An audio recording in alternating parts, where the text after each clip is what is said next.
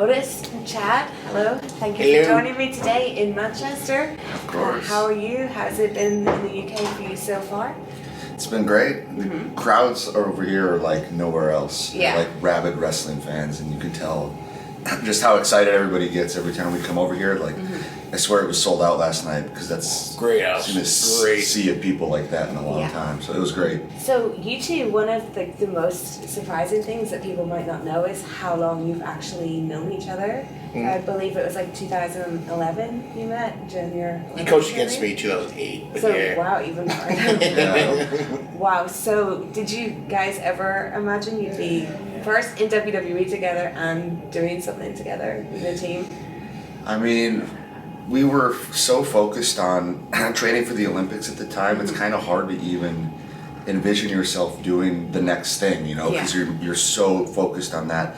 But we were always fans, and we always kind of saw ourselves like taking the next step, you know, and we just didn't quite know what it looked like and how to bridge that gap, but we did it and ended up doing it together. It worked out pretty great. When you ended up together in WWE, was that something that you had, or were you put together with the knowledge of your past? When they paired us up? Yeah, when they paired you up. Yeah, I think it was just kind of a right place, right time thing, because he had kind of hit rock bottom as far as, you know, you lost your money. A lot of things. My girl, my fellow old tag team partner. Yeah. So it was very like, what is Otis going to do now? Then, of course, the Alpha Academy sir came around the corner. Yeah. And it was like, for me, when we drove back to the hotel after that, I go, you know what's kind of crazy is we'd watch back in 2012-ish the show, and now we're in the show together. So it was kind of sick. Like, it was awesome. Like Yeah. So you mentioned that like you both had other tag team partners, and your other tag team partners maybe seem on paper more similar, or like at least visually and everything. What kind of makes your chemistry now together different from the other partners you've had? Well, I think with tag teams a lot you'll see or hear them say like, oh man, you know, we are like a real team. We ride up and down the road together. We train together. We live together, eat together. And like a lot of people say that, but like we've been together doing these things, living in the same dormitories, in the same complex since 2011, like you said, like eating the same food and training in the same training rooms. And I think that we are unique in that sense. Like nobody's really that close of a dynamic as we are. And I certainly wasn't with any of my previous partners either. So this is definitely unique in that sense. You stuck with me. Well, you mentioned, Otis, that you did win the Money in the Bank once, and now on a roof. On a roof, in a very, very strange times, and very, very unique version of Money in the Bank.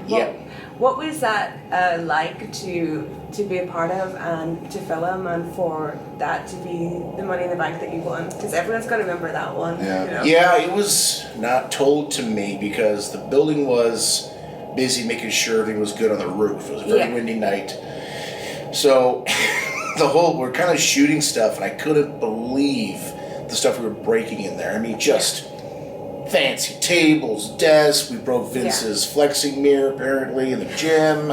It was Did you think you were going to get a bill afterwards? well, hope not, because my God.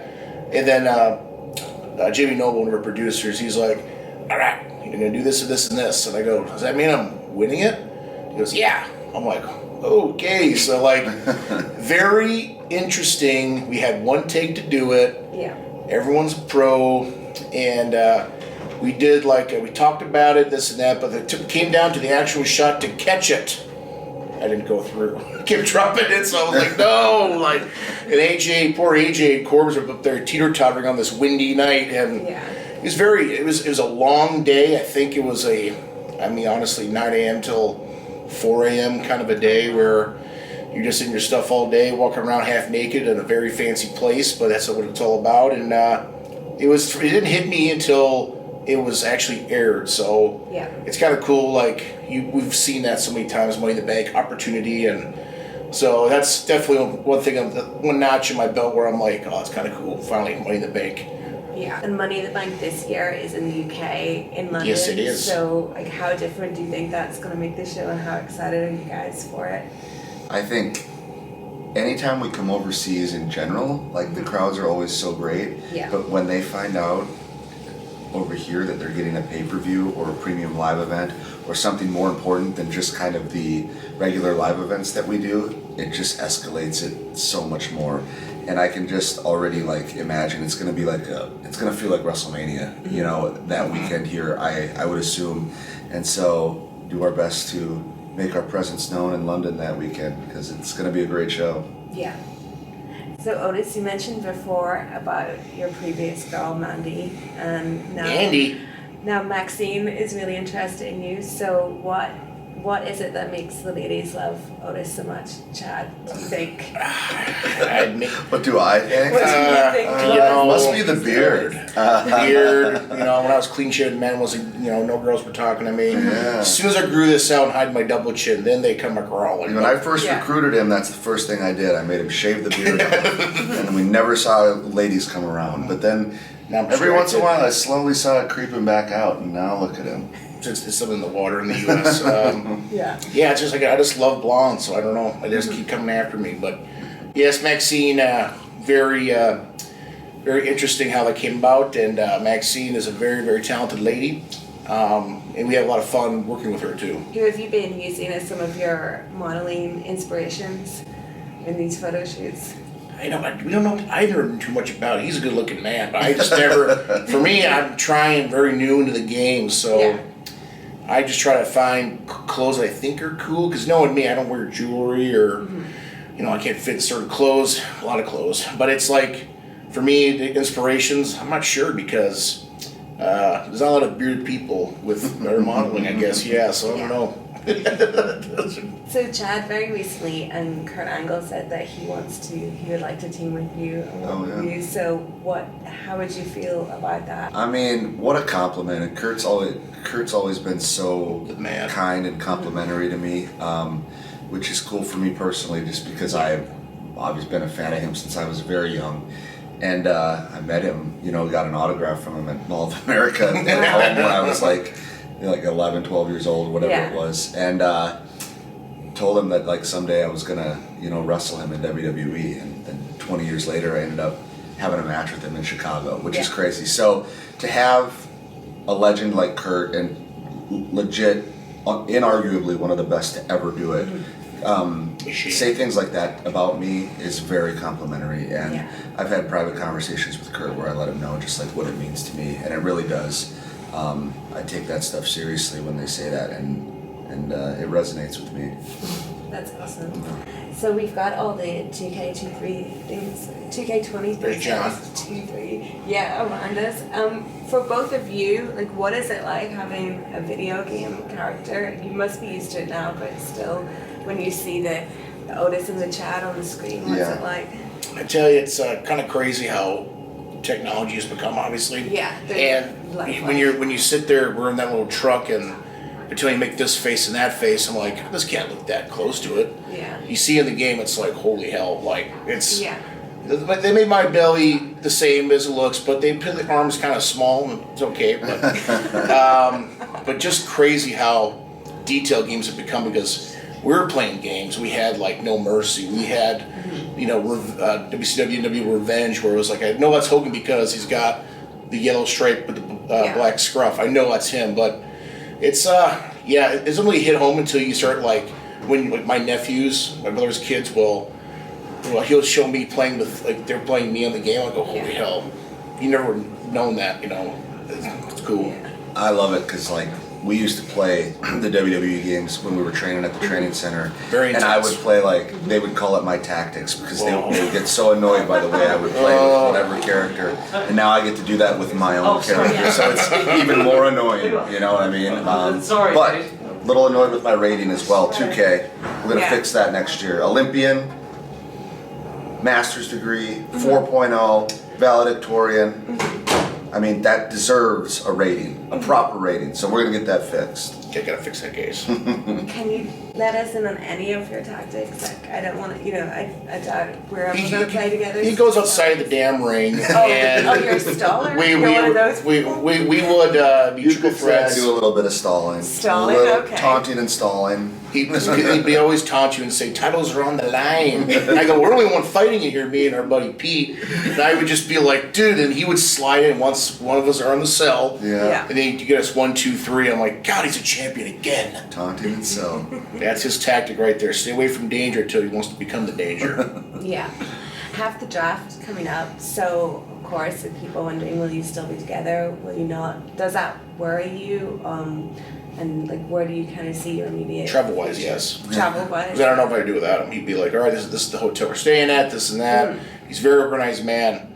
If we're separate, I don't know what I'm going to do. I'm only fish in a big pond here. So when it comes to traveling together, because we are neighbors, kind of, it's going to be a little juicy with that regard. But splitting, be very emotional. I just don't see it that way. I've put out some feelers to the people that make some choices to try to keep us together. Make sure we get drafted as a team and not individuals. Because I've been through this game too many times and split up with my tag team partner in the draft with no proper goodbyes, no proper send off. The Sons of Kurt See you Angle. down the road. And who have you guys got your eye on that could be called up from NXT in the draft that you would like to see? Oh man, there's a team called Pretty Deadly down there that I think are so good, and they're so entertaining and naturally charismatic, and they just get it. They get themselves and how to present themselves, and so I would love to work with those guys. They're great. I think they might be stuck in a trunk though. Oh, are they? Oh, never mind. On Tuesday. Stay in the trunk, boys. And it's only the time where Breaker becomes, he's just, that kid's got the business blood, you could tell. And when I would train at the PC, he's explosive. We've all been known to be explosive athletes because of wrestling or our background in sports, but that kid's explosiveness is insane. Like, I don't know, I'm sorry, I don't know your box jump, but he would do that and go and squat 600 pounds. Like, he's an insane ass athlete. That's why, he is where he is. Yeah. And finally, Chad, I wanted to ask you about your experiences in the UK before, because back in 2015, the fans loved to sing. It was a song, right? Yeah.